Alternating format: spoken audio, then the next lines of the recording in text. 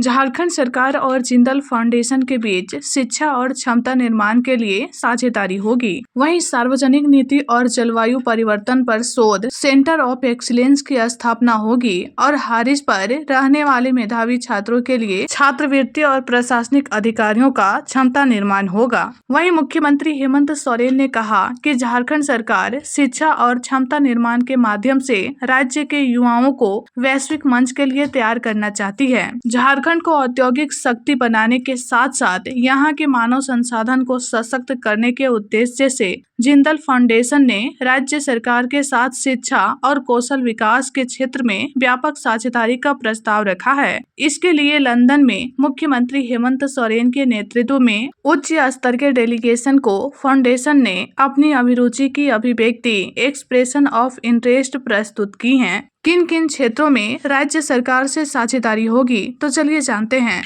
पहला, सार्वजनिक नीति और जलवायु परिवर्तन पर शोध। पूर्वी भाग की चुनौतियों को केंद्र में रखते हुए जिंदल फाउंडेशन पब्लिक पॉलिसी, कानून और जलवायु परिवर्तन जैसे विषयों पर शैक्षणिक सहयोग करेगा। वहीं इसका उद्देश्य है क्षेत्रीय छात्रों को समावेशी और उच्च गुणवत्ता वाली शिक्षा से जोड़ना। दूसरा, सेंटर ऑफ एक्सीलेंस की स्थापना। राज्य के प्रतिष्ठित संस्थानों जैसे IIT, ISM Dhanbad, BIT Sindri एवं अन्य के साथ मिलकर एक रिसर्च सेंटर बनाया जाएगा। यह केंद्र स्टील सेंटर खनिज प्रसंस्करण और क्रिटिकल मिनरल्स के क्षेत्र में शोध और नवाचार का नेतृत्व करेगा। तीसरा, हासिल पर रहने वाले मेधावी छात्रों के लिए छात्रवृत्ति। फाउंडेशन और राज्य सरकार के बीच 50-50 की लागत साझाकरण के आधार पर एक संयुक्त छात्रवृत्ति कार्यक्रम शुरू किया जाएगा। इसके तहत वंचित समुदायों और छात्राओं को कानून, सार्वजनिक नीति और प्रबंधन में उच्च शिक्षा के लिए आर्थिक सहयोग दी जाएगी, जिसमें से खेल आधारित छात्रवृत्तियां भी शामिल होगी। बता दें, यह छात्रवृत्ति केवल उन खिलाड़ियों के लिए नहीं है जो मैदान पर उत्कृष्ट हैं, बल्कि यह सुनिश्चित करेगी कि राज्य के होनहार एथलीटों को